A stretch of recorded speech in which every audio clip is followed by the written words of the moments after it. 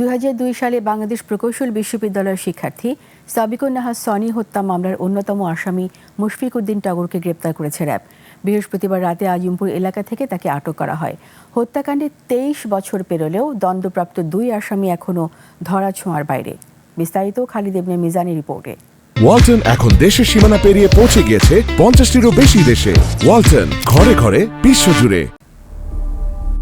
Sabekun Nahar Sony Bangladesh প্রকৌশল বিশ্ববিদ্যালয়ের 1999 ব্যাচের কেমিকৌশল বিভাগের শিক্ষার্থী। 2002 সালের 8 জুন ক্লাস শেষে হলে ফেরার পথে টেন্ডারবাজিকে কেন্দ্র করে ছাত্রদলের 2 পক্ষের মধ্যে বন্দুকযুদ্ধে নিহত হন তিনি।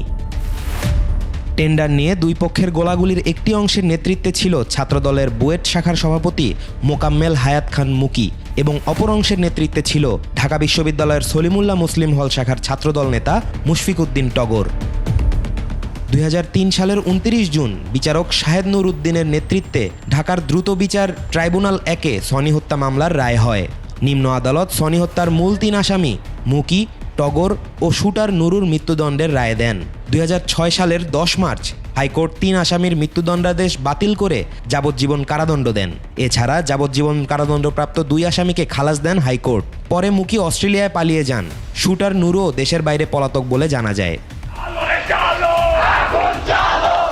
সনির মর্মান্তিক মৃত্যুতে উত্তাল হয়ে ওঠে বুয়েট ক্যাম্পাস। তবে সেই মামলা এখনও উচ্চ আদালতে চলমান। হত্যাকারীদের শাস্তি কার্যকরের আক্ষেপ নিয়েই 2023 সালের 11 ফেব্রুয়ারি মারা যান সনির বাবা হাবিবুর রহমান ভূঁইয়া।